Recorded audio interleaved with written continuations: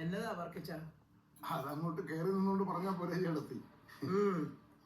താൻ താൻ മാത്രം.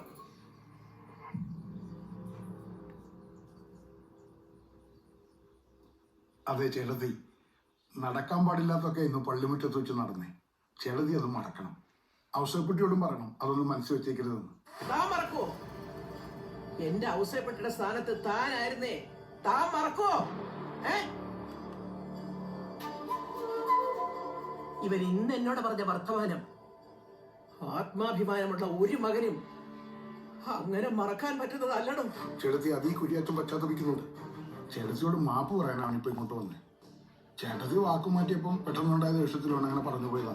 ഞാൻ വാക്ക് മാറ്റിയെങ്കിൽ അതിന് തക്കതായ കാരണമുണ്ട്. എന്ത് കാരണം? മന്ത്രി തോമാച്ചനെ പ്രീതിപ്പെടുത്താൻ നിങ്ങളുടെ മോഹം കളിച്ചൊരു കളിയാത്. അത് തന്നെ കാരണം.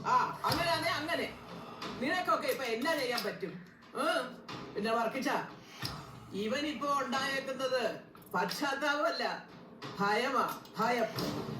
ഈ സംസ്ഥാനം ഭരിക്കുന്ന ഐ.ജി. ജോസഫ് ചാണ്ടിയോടും അമ്മയോടും ആ മുട്ടിയേക്കുന്നുള്ള ഭയം. ഞാൻ പുറത്താലും ഇവനോട് എന്റെ മോൻ പൊറുക്കുകയല്ല. താനാ രൂപക്കൂട് കണ്ടോ?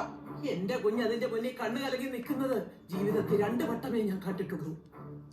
ഒന്ന് കടം കയറി മുടിഞ്ഞ് നിക്കക്കള്ളിയില്ലാതെ അവന്റെ അപ്പൻ കെട്ടി ഞാൻ മരിച്ചപ്പോഴാ. അന്ന് അവൻ അതിന്റെ മുന്നിൽ നിന്നൊരു സത്യം ചെയ്തായിരുന്നു. ഈ കുടുംബം തകരാനും അവന്റെ അമ്മ ഇളയത്തിങ്ങളും വഴിയാധാരമാകാനും അവൻ അനുവദിക്കുകയില്ലെന്ന്. എന്റെ കുഞ്ഞത് അക്ഷരം പ്രതി പാലിച്ചു. അതുപോലെ ഇന്നും അവരൊരു സത്യം ചെയ്തോ വർക്കിച്ച. കടുവാക്കുന്ന കുരിയാച്ചന്റെ അസ്ഥിവാരം തോണ്ടുവന്നു എന്റെ കുഞ്ഞത് ചെയ്തിരിക്കും. ആ പേടിയൊന്നും ഞങ്ങൾക്കില്ല ചേട്ടത്തി. പ്രത്യേകിച്ച് കുരിയാച്ചൻ. നിങ്ങളോട് ഇന്നിവൻ ചെയ്തത് തെറ്റാണെന്ന് എനിക്ക് തോന്നി. ഇവന്മാർക്ക് 4 അക്ഷരം പറഞ്ഞു കൊടുത്തൊരുത്തനെന്ന നിലയിൽ ആ തെറ്റ് ഞാൻ ചൂണ്ടിക്കാണിച്ചു. ഇവനത് അംഗീകരിച്ചു. നിങ്ങളോട് മാപ്പ് ചോദിക്കാൻ ഇവിടം വരെ വന്നു.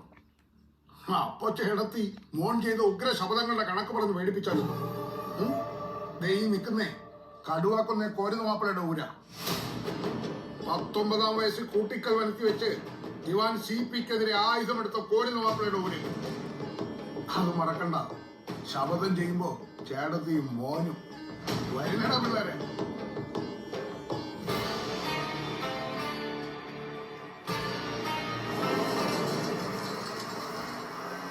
ആ കഴപ്പങ്ങ് തീർന്നല്ലോ അല്ലേ?